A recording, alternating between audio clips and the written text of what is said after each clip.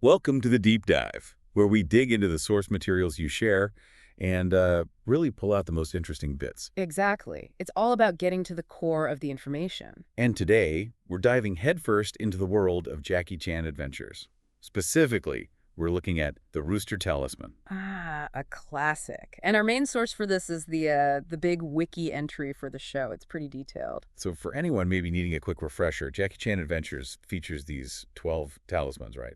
They came from the dragon Shendu. Yeah, exactly. When the sorcerer Lo Pei turned him into stone, his powers got scattered into these 12 objects. The Rooster Talisman is one of them, a really powerful one. And that's our focus today, figuring out, what exactly does this thing do and what were some of its big moments in the series. That's the plan. Let's unpack the rooster. Okay, so origins first. You mentioned Lo Pei and Shendu. How did that event specifically create the Rooster Talisman's powers? Well, the source material links it directly. When Shendu was petrified, his powers basically fractured.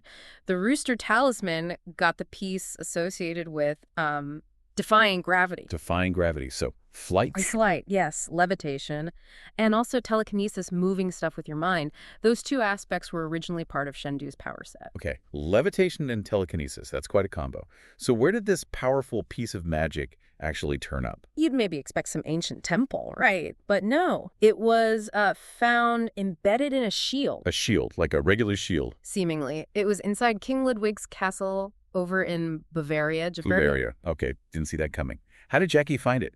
Was he looking for it? Not at all. It was purely accidental. The wiki says he was escaping a booby-trapped treasure room. Someone else had messed things up, apparently. Wow. And he just grabbed the shield, as a tool to get out. He had no clue it held a talisman at that moment. Wow. So he's running from traps, grabs a random shield, and it happens to have ancient magic in it. That's...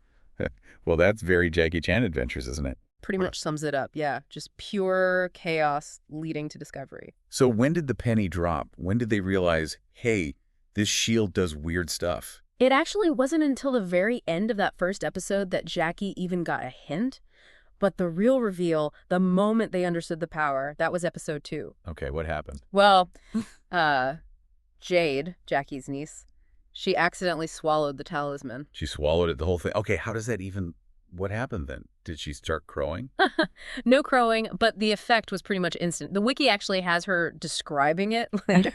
She apparently said something like, Jackie, the coolest thing ever happened. I went and ran off the bridge, but I didn't fall. I stopped in midair. Oh. And then I ran back, just like in cartoons. I can fly. Hmm. So yeah, her first brush with the power was pretty dramatic. Instant levitation. Just running off a bridge and stopping? Yeah. Like Wile E. Coyote, but it actually worked. Kinda, yeah. It established the flight power very clearly and very memorably. Okay, so flight is definitely power number 1. But you also mentioned telekinesis, moving things with the mind. Let's talk about the full range of its abilities. Right, so 2 core powers from the rooster. Levitation, that's the flying or floating part. And telekinesis, the mind-moving stuff. How strong is that telekinesis? Are we talking like lifting pebbles or? Oh, much more than pebbles. The wiki makes a point that users can lift objects several times their own weight, so it's significant power. Okay, that's useful. Is it always the same strength or does it vary? It definitely varies, and this is interesting. It seems tied to the user's willpower and focus. The more you concentrate, the stronger and faster the power works. Ah, so it takes mental effort. Seems like it. The source gives examples. Like Jade initially really struggled to lift Toru, who's, a pretty big guy. That showed a less powerful, maybe less focused use. Right, I could picture that. But then on the flip side, you have instances of users lifting whole vehicles, even an entire house at one point. A house. Okay, that's definitely not pebbles. That's serious focus. Yeah. What about the flight speed? The comparison given is roughly like a racehorse at full gallop. So pretty fast, but maybe not supersonic on its own. Got it. Racehorse speed flight and potentially house-lifting telekinesis. That's already impressive. But you mentioned something earlier about a rooster taking on a demon king. Yes. Egbert. This really shows the inherent oomph of the talisman itself. Egbert, who's just, a regular rooster, but empowered by the talisman. Right. He was apparently able to match the telekinetic power of Tarakudo. And Tarakudo is this ancient, super powerful Oni king. So a chicken versus a demon king, Mm-hmm. and the chicken holds its own with telekinesis. Basically, yeah. It really highlights that the magic in the talisman is potent, regardless of who or what is using it. It's not just about the user's skill. The object itself has massive power. That's incredible. It really changes the scale of these things. And didn't you say something about combining talismans, like making the rooster power even stronger? Absolutely. Synergy is a big thing with the talismans. The Rooster Talisman combined with the Rabbit Talisman, which grants super speed, allows for something amazing. Okay, what happens? Supersonic flight. Jade actually pulled this off in a couple of episodes. Tale of the Demon Tale and Demon World, Part 2, used both together and just zoomed. Broke the sound barrier. Wow. So flight plus super speed equals faster than sound travel. That makes sense, actually. It shows there's a whole system to how these powers interact. Exactly. It's not just 12 separate powers. They can build on each other. It adds another layer to it all. Okay, so we know where it came from, what it does, how powerful it can be. Let's talk about its journey through the series. Where did it pop up most notably? Well, the wiki gives a good timeline. Obviously, episode 1, The Dark Hand, that's the discovery in Bavaria we talked about. Right, the accidental shield grab. Then episode 2, Jade's snack and her first flight. That sets things in motion. Definitely. But then things get shaken up. In The Powers Unleashed, Jackie hits the talismans with some kind of laser. Oh yeah, I remember that. Did that destroy them? Temporarily, yes. Yeah. The physical talismans shattered, but the powers didn't vanish. They sought out the animals of their respective zodiac signs. And that's where the rooster comes in. The actual rooster. That's Egbert. In the episode When Pigs Fly, the Rooster Talisman's power, the levitation and telekinesis, finds its way into a literal rooster. Egbert the flying rooster. Okay, yes. Where did they find him again? He was somewhere. Exotic. You got it. He was found hovering around the Petronas Towers in Malaysia. That's right. Just casually floating near skyscrapers. And then his story gets even wilder.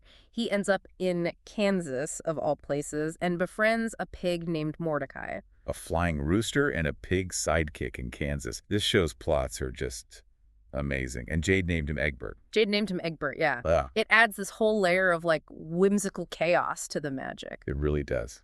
But I imagine having a flying telekinetic rooster drew some unwanted attention. It wasn't all smooth flying for Egbert, was it? No, definitely not. The villain Daylon Wong managed to steal the levitation power from Egbert and Mordecai. Ah, of course. Can't have nice magical animal friends for too long. But then the power changed hands again. Shindu actually took it from Wong, only to be turned back into a statue himself shortly after. Oh, so the power went from rooster to pig to sorcerer to dragon, then back into the talisman when Shendu got petrified again. Exactly, that cycle. The power gets absorbed, then released back into the talisman object when Shindu is defeated. It keeps happening. It's like the magic is just constantly circulating through different hosts and objects. Yeah. Did Egbert show up again after all that, with the talisman power back? He did. He seems to have kept the talisman, or regained it somehow. He appeared in the Amazing Tea Troupe, using the powers to help free Scruffy. Okay. And he showed up again in the finale, The Powers That Be, Part 2, Ah. using his flight and telekinesis to fight off Drago's demon minions. So Egbert remained a player right to the end. A rooster fighting demons. You gotta love it. He definitely made his mark, a testament to the power, really. Okay, so let's wrap this up. Our deep dive into the Rooster Talisman. We've seen it comes from Shendu's original power. Found totally by accident in a German castle hidden in a shield. Grants those cool twin powers. Mm. Levitation, flight, and telekinesis. And the strength depends on focus, ranging from struggling to lift someone to lifting entire houses, plus that racehorse flight speed. It can even let a regular rooster match a demon king's power, which is just wild. Don't forget combining it with the Wabbit Talisman for supersonic speed. Right. And we followed his journey, from Jade swallowing it to Egbert the rooster inheriting the power, the theft by Wong, the brief possession by Shendu, and Egbert's heroic returns. It really captures the fun, the creativity, and sometimes the sheer weirdness that made Jackie Chan Adventures so great. The Rooster Talisman had some fantastic moments. Absolutely. Which leads to a final thought for you listening. We've talked about flight and moving things with your mind in this, cartoon context. But if powers like that actually existed, what kind of real-world possibilities, or maybe even problems, do you think might pop up? Levitation, telekinesis. It's kind of mind-boggling to consider properly, isn't it? Definitely something to chew on. What would you even do with that? Exactly. Food for thought. Thanks for joining us on this deep dive.